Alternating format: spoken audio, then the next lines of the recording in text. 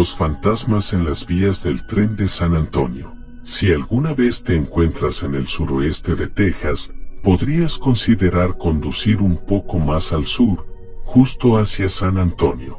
Cerca de la iglesia de San Juan, encontrarás la intersección de Villamain y Sane.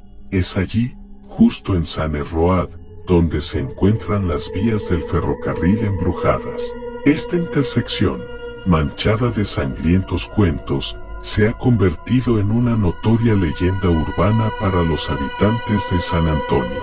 La historia siempre gira en torno a un trágico accidente de autobús escolar, en el que murieron varios estudiantes. Los fantasmas de estos niños nunca cruzaron y permanecen en las vías del ferrocarril hasta el día de hoy. Esta leyenda ha cautivado a personas de todo el país, inspirándolos a hacer el viaje a la mortal intersección para experimentar personalmente la actividad paranormal. La leyenda de las vías del ferrocarril embrujadas. Un relato de la leyenda tiene lugar durante la década de 1930 o 1940, dependiendo de la cuenta, y de acuerdo con esta variación, un autobús que llevaba a los estudiantes a casa desde la escuela se dirigía hacia la intersección Villamain y Sane. Cuando se trataba de las vías del ferrocarril, el autobús se detuvo. El conductor del autobús luego notó un tren que se precipitó sobre ellos, y el conductor se apresuró a sacar a los niños del autobús. Pero no hubo tiempo suficiente, y el tren chocó contra el autobús matando a 10 de los estudiantes y al conductor del autobús también. La versión más detallada, que explica la leyenda de manera más adecuada, en mi opinión, comienza de la misma manera. Hace décadas, finales de los 30 diagonal principios de los 40, en una noche especialmente oscura, una monja conducía un autobús escolar lleno de niños a casa después de una excursión. Se dirigían hacia Sane Road, pero al acercarse al cruce del ferrocarril, el autobús se detuvo abruptamente en las vías. La mayoría de los estudiantes estaban durmiendo, por lo que estaba intentando calladamente encender el motor. Fue entonces cuando surgió un tren, aparentemente de la nada, ya que su faro se quemó, no ofreció ninguna advertencia de su inminente llegada. Era demasiado tarde para evacuar a los niños, ya que el tren se movía demasiado rápido. La monja, desesperada y frenética, giró la llave, haciendo un último intento de reiniciar el autobús justo cuando el tren se estrelló contra el autobús cortándolo por la mitad. La monja fue arrojada por el parabrisas pero sobrevivió milagrosamente. Los niños pequeños no fueron tan afortunados, todos fueron asesinados al instante. Unas semanas más tarde, la monja, llena de culpa y desconsolada, regresó al lugar del accidente. Ella no pudo continuar y, por lo tanto, decidió terminar con su vida. Ella estacionó su auto en las vías y se sentó allí esperando que llegara el próximo tren. Más tarde, cuando apareció un tren a toda velocidad hacia ella, de la misma manera que esa trágica noche, la monja comenzó a escuchar pequeñas voces familiares. Entonces, su auto comenzó a moverse hacia adelante, como si fuera empujado desde atrás. El auto de la monja fue puesto a salvo, justo cuando el tren rugió. Con incredulidad, la monja salió de su automóvil y comenzó a mirar a su alrededor esperando encontrar un buen samaritano.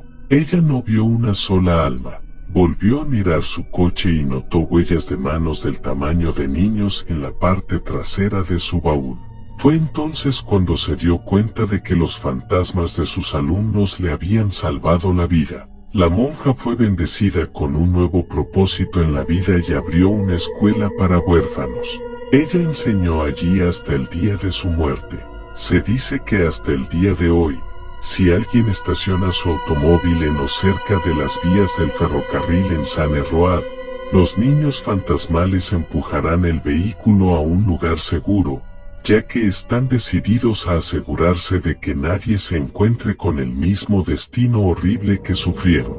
Esta leyenda ha crecido tanto a lo largo de los años que los turistas viajan de todo el país para que puedan ser testigos de este fenómeno en el cruce del ferrocarril en Saône-et-Loire.